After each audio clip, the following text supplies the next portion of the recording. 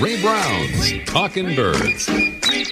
Made possible by the generous support of the Birdwatchers General Store, Orleans, Cape Cod. Birdwatchersgeneralstore.com. By Feathersnap, the smart bird feeder with a high-resolution camera and species identification software aimed to educate and spread joy to every level of avian enthusiast. Learn more at feathersnapcam.com. And by Vortex Optics with the VIP warranty, their unlimited lifetime promise to keep you and your optic covered.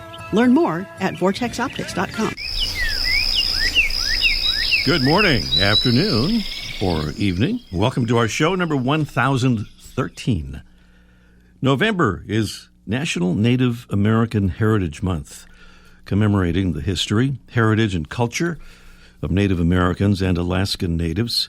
Something to remember this month, and every month, really, acknowledging the vast achievements of America's original indigenous people. We have 2 audio postcards today from a couple of locations very distant from one another, starting with one from Kira Barlow that's very short and very bird intense. Hi, Ray. This is Kira coming to you from Mongolia. And in the background, we are hearing some red-billed chough. Thank you, Kira. Now an audio postcard from another place beginning with M. And here's Megan Cully. Hi, Megan. Hi, Ray. I'm in my backyard in Massachusetts, and I'm not sure if you can hear how many, but there's probably about 30 common grackles at my feeder right now.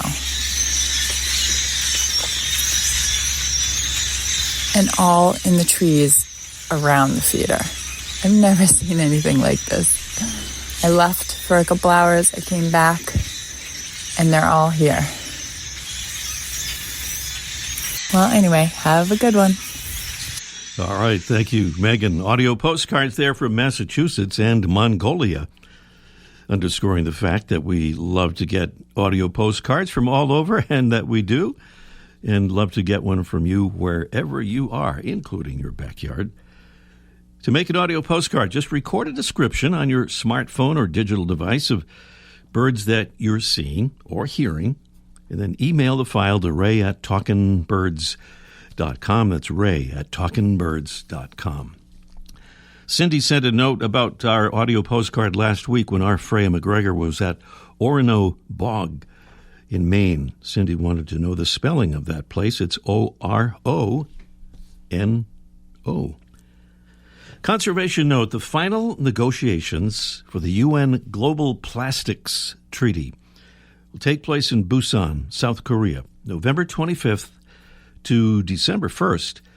The treaty is intended to be legally binding and will address plastic pollution from production to disposal. We'll be looking forward to the results.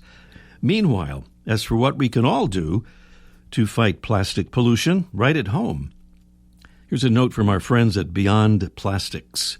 To all of us who would like to try to ditch the use or overuse of plastics over the holidays, they're offering 6 steps to a plastic-free holiday dinner that we can all do or at least shoot for.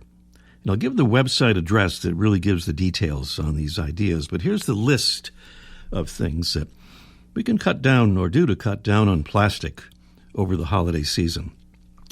1, choose scratch over store-bought, if you can. You can sort of imply if you can on each of these. 2, shop local. 3, use sustainable decor. 4, serve on reusable dishes and dinnerware. 5, provide or remind people to employ reusable containers for leftovers. And 6, compost any scraps from cooking or leftovers or decor items that aren't being saved. So we can't all do all of these things maybe, but most of us can do most of them, or at least some of them. And here's that website for details and more ideas for plastic-free holidays. It's beyondplastics.org. Don't forget the S in there. That's beyondplastics.org.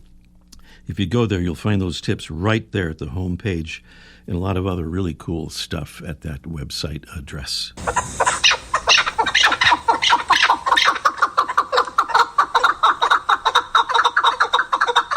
If you've been listening to our show for a while, you probably know that's our mystery bird, and this is a preview of the mystery bird contest happening a little bit later on in the show. Our mystery bird is described this way. It looks like anything other than a North American bird. Not quite the right phrasing. It looks unlike any other North American bird. And that's understandable since it comes from Pakistan. It's a small chicken-like bird with a short neck and tail, a grayish-brown back and chest, a buff-colored belly with bold black and chestnut barring on the flanks. It has a black line through the eye, extending down the neck and onto the chest. It has a white throat. Its bill and legs are red, and its wings are short and rounded. Our bird first brought to the U.S. from Pakistan in 1893 and later established in at least 10 western states, is found in arid, rocky areas across the western U.S. and southern Canada, where it forages on the ground for the seeds on which it feeds. That's our mystery bird. That's a preview of the contest, and it's a special one again this week because in addition to fabulous prizes, including a Brome Mega 600 bird feeder and a beautiful 5-bouquet package of beautiful life-size pop-up floral bouquets, wilt-proof and crafted to last a lifetime from fresh-cut paper. Our winner today will again be entered into a drawing for a very special optics prize from Vortex. It might be a binocular, it might be a scope. We'll know soon, but if you win today's contest, you'll be eligible to win that very special Vortex optics item all through our Mystery Bird contest.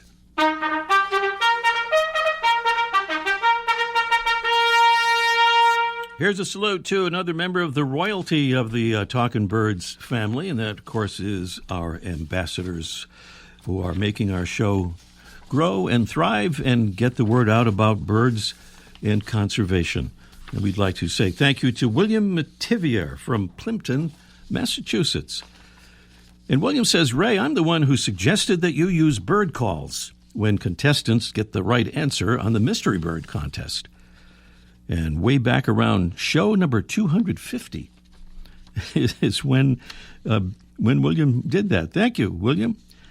He says, I recently met two older people birding from their car and got them to expand their experience with the Sibley Guide and your show. End quote. Well, thank you, William, for becoming a Talkin' Birds ambassador and for that suggestion about including bird calls in the applause for our Mystery Bird contest winners. We've been doing it ever since. And thanks for mentioning our show in the same sentence with David Sibley. All right.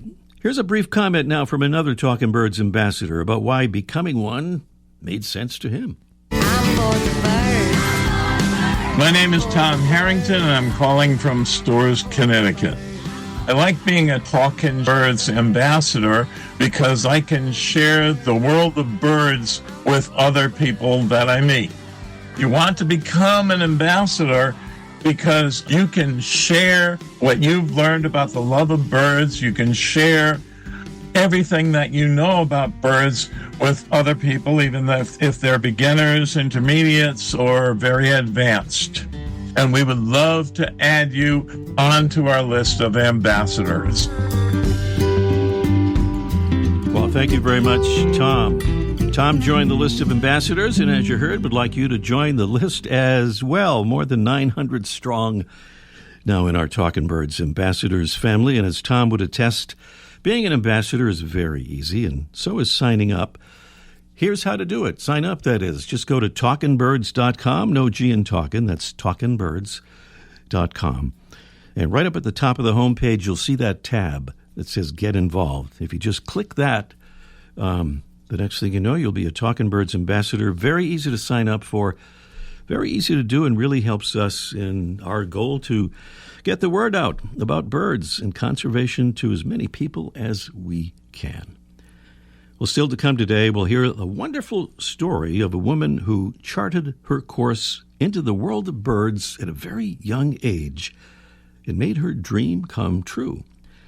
Also today, the great Mike O'Connor, fresh from another wildly successful hatful of potatoes day at his famous Birdwatchers General Store, will join us for an almost live from the archive Let's Ask Mike segment, in which he will take sides in a backyard birding dispute.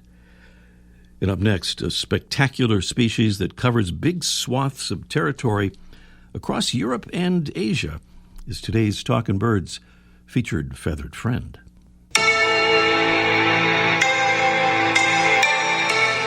Today's featured feathered friend is a very large and powerful owl with obvious ear tufts, deep orange eyes, and finely streaked pale buffy underparts.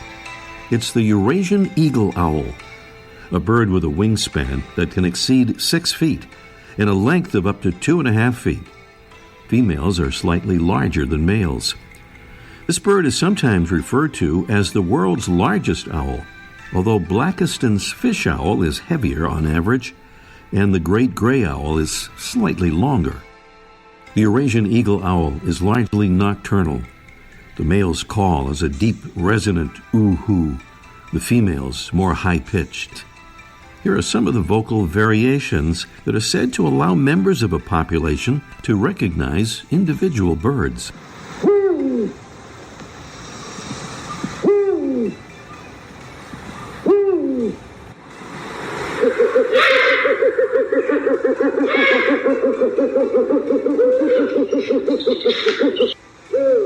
The eagle owl has a strong, direct flight with shallow wing beats and long, fast glides. And surprisingly for an owl, it's also been known to soar on updrafts like a buteo hawk.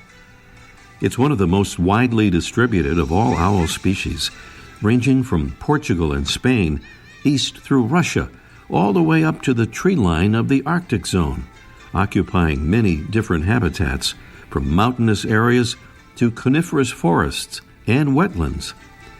It hunts for a wide variety of small mammals, including voles, rats, mice, rabbits, and hares, by watching from a perch and then swooping down swiftly once prey is spotted.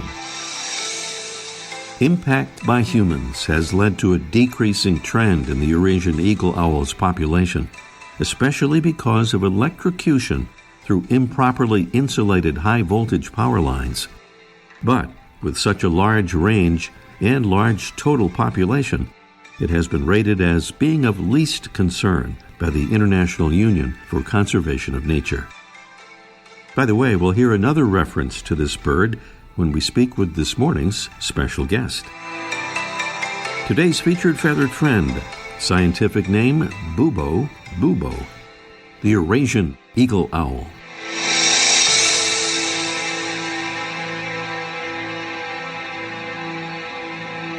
Welcome again to our show number 1013.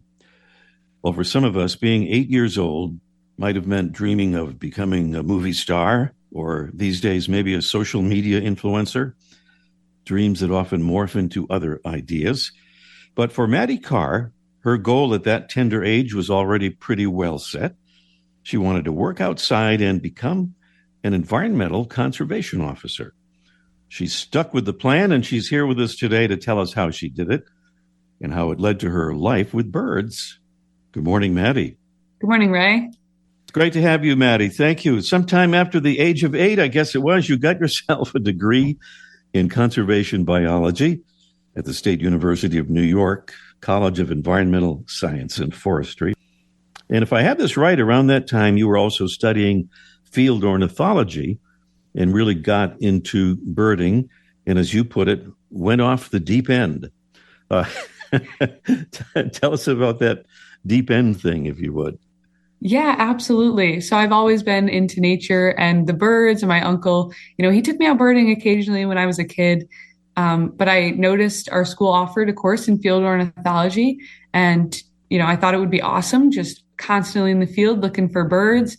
And we had an amazing professor. His name was Alan Belford. And he was just so enthusiastic about the birds and teaching us. He wanted to make sure everyone saw the birds. And that's definitely when I went off the deep end, just head over heels into the birds constantly. Well, you got a job at the Vermont Institute of Natural Science. It's a great place, which I visited. Tell us a bit about that and how you fell in love with environmental education, I think, as a result of that experience. Yeah, so I just applied there as kind of a temporary thing because I wasn't prepared for a full-time career as an econ officer. And they asked me if I've ever had any experience handling raptors. Of course, I hadn't. And they said they would teach me everything I needed to know. And by day 2, I had their second largest and my favorite bird, Bloomfield. She was a red-tailed hawk. I had her on my glove and I fell in love with it. It was so much fun. And seeing the look on the kids when we brought a bird out and teaching them things they've never known before, or just showing them quirks about our birds, things that they enjoyed doing, their weird habits. It was a whole lot of fun. Well, that was a seasonal position, I believe. So you went back home to New York, did a lot of birding, a little side trip to the San Diego Bird Festival, and then got an opportunity to become a teaching assistant, if I have this right, at your alma mater. And that's where you found kind of an ideal situation, getting paid to bird. Yes. Unfortunately, it was only the 2-week-long class. I would have done that forever. I had so much fun. I basically got paid to go around birding with my professor in the class. I carried some scopes. I pointed out the birds to the students. And it was just a really, really great time. We went to one of my favorite spots, Derby Hill, where the birds migrate in the spring. And my uncle was there. And afterwards, he was like, "You are so good at that. You need to keep doing that." And I just felt like he wasn't, he was really telling the genuine truth. He really felt that way. Just made me feel really happy and proud. Mm-hmm. Well, I think you've described your fondness for environmental education as being sort of paired with your love of raptor handling. You told us about Bloomfield, and you've been working until recently in Rome, New York, that is, with a Eurasian Eagle-owl, one of the coolest birds anywhere, but branching out into dealing with other wild creatures too. What's that been like? Yeah, absolutely. It has been so much fun. I applied there basically because they had the Eurasian Eagle-owl. He was really the main reason I applied there, and because it was at home, so I didn't have to drive, or I didn't have to pay rent.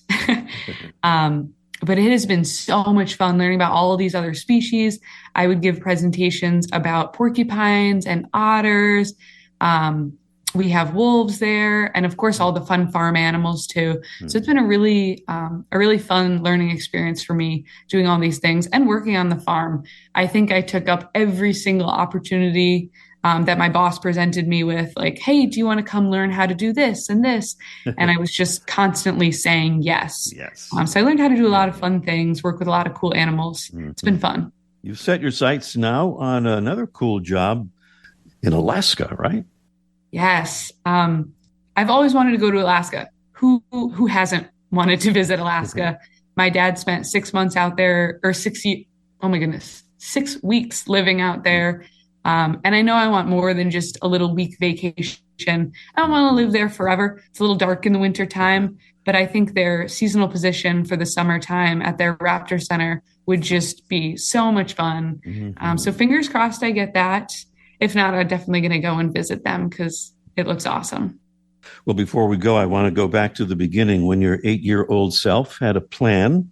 Any advice for current 8-year-olds? Yeah. So everyone has a plan. It doesn't always work out, but just find what you want to do. It doesn't have to be super specific. I knew I wanted to work outside. So I branched out a little bit, and there are more careers with working with animals that aren't just being a vet. I always hear kids say, "I want to work with animals, so I'm going to become a vet." There are so many cool positions that aren't just a vet. You can work with specific species in the woods, following them and tracking them and doing fun stuff like that. There are so many other things. So just keep looking. Keep looking. Well, Maddie, thank you so much for telling us about some great work you're doing while loving what you're doing. And good luck with that new opportunity in Alaska. And I hope you'll keep us updated. Definitely. Thanks so much for having me on. Maddie Carr, here on Talking Birds. And up next, it's our Mystery Bird contest in just 1 minute. The flutter of a tail feather, the flash of a wing bar in mid-flight. You don't always have a lot of time to identify a bird in nature, let alone to appreciate its beauty. But with Vortex Optics, you'll have the power to bring every wild moment closer. When you choose Vortex, you're choosing to have a partner in the field as passionate about nature as you are. Whether you're spotting old friends on the backyard feeder or packing for a once-in-a-lifetime trip to add a few species to your life list, Vortex offers a full range of optics and optics accessories for every birder and every budget. And whether the birds are taking you to another state or another country, you're always covered by the Vortex VIP warranty, an unlimited lifetime promise to keep you and your optic covered. If you'd like to learn more, or if you need help choosing your next optic, give Vortex a call at 1-800-4VORTEX or visit vortexoptics.com.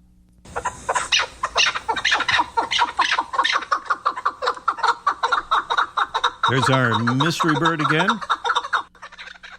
Quiet down now. Our mystery bird will give the clues again in a moment, but I want to tell you these prizes here. First, a Brome Mega 600 feeder with an extra large tube that holds nearly 2.5 pounds of seeds and many other great attributes.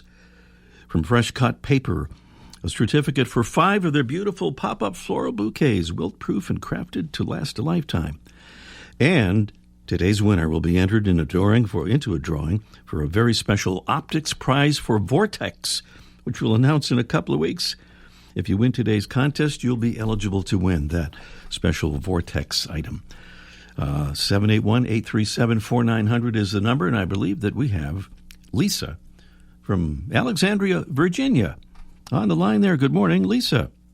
Good morning. We love your show. Well, thank you so much, and we love you too, and thank you for calling in. And I guess you heard those clues, Lisa, and the sound and the prizes as well. What do you say on the mystery bird there? I'm thinking this is a Chough. A Chough. We were not supposed to be taking calls yet, were we? We got a little mixed up on the time frame here. But I guess it's too late to change that now, because here you are, and you're about to possibly win the mystery bird contest if that answer is correct. And, oh my gosh. It was correct. Yay! The Chough or Chucker, you can say it either way, I guess. This bird is not only from Pakistan, it is the national bird of Pakistan and also of Iraq. In the Punjab area, the Chough has been considered a symbol of intense and often unrequited love. It was considered to be enamored by the moon and said to constantly gaze at it. So there you go, a little extra news about the Chough and the mystery bird. And since we're all messed up here in our time frame, I think do we have time to do the bonus question? Maybe we do. Let's try it quickly. A story from the news. Last week, President Joe Biden, in one of his last excursions as president, became the first U.S. sitting president to visit which one of the following places? A, Denali National Park in Alaska. B, the Galapagos Islands. Or C, the Amazon rainforest. Which one was it? What are the 3 choices there? Have you got an answer for us? Amazon. Yeah. According to the Associated Press, the president took an aerial tour over part of the Amazon rainforest, also met local and indigenous leaders as part of his effort to highlight a commitment to preserving the world's largest tropical rainforest. Well, Lisa, you got all those, both of those answers correct, and if you'll stay on the line, Jesse will arrange to get those prizes to you, and you'll be eligible for that big special Vortex prize. Thank you. All right, thank you. So let's see, do we do this right now? Up next, it's Let's Ask Mike in just 1 minute.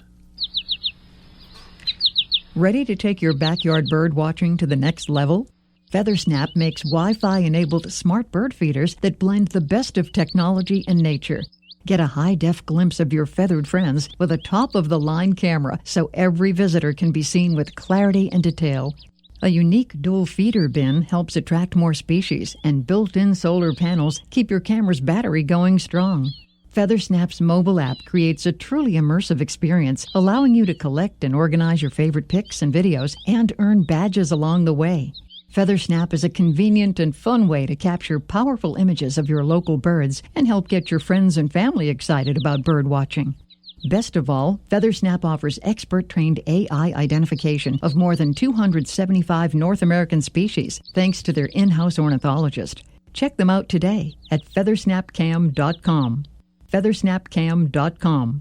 Well, we had a little trouble getting a hold of Mike this morning, but I believe we have now made the connection. He's on the phone there. Oh, my Mike, God. listen, Technology. I know you had a more important call this morning. I understand, it happens. No problem. Yeah, I had to call. Yeah, right. I had to call my beautician. Now the power went out, and I had no landline, and I was going around them. Oh my gosh! All right. Yeah. Well, then I had to call the station. Then I had to fight everybody trying to call the mystery bird. Those nasty mystery bird callers. Yeah. Okay. Now I've lost the notes about what we were going to talk about. Well, first I wanted to ask you about Hatful of Potatoes. That was this past Saturday, Hatful of Potatoes Day. How'd that go? Yeah, it was awesome. Oh, it was great. And people come down, and for free, they get all the potatoes the hat can hold. We don't put them in their pockets or in their hands or in a bag. We just put them in their hats. And we have all kinds of crazy hats, from football helmets to shower caps to Darth Vader helmets and just regular stocking caps. And we did about 600 or 700. And, the reason, Ray, is so people will fill up with potatoes and they don't eat turkeys. We save millions of turkeys every year. Right. I got the concept. 600 or 700 hats filled with potatoes. That's pretty amazing. I think people should just put a note on their calendars for next year and, travel to Cape Cod, wherever you are, to take advantage of that Hatful of Potatoes Day. Always a Saturday before Thanksgiving, so we time it perfect. Okay, the Saturday before Thanksgiving. Okay, good to know. Well, let's see if we have time for what we're going to talk about here. We got a note from our listener and ambassador, Heidi Stevens, up in Wauwatosa, Wisconsin, who said in part that she and her husband have a little disagreement having to do with birds and windows. Heidi says that for one of the windows, she's too short to attach the painter's tape that she uses to prevent crashes and wants her husband to do it. But he's concerned that if he does, he'll be depriving hawks that prey on small birds of a meal.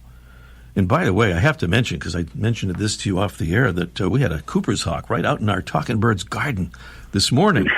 And so, wow. Yeah, so this is very timely. But what do you think now? Who's right here on that?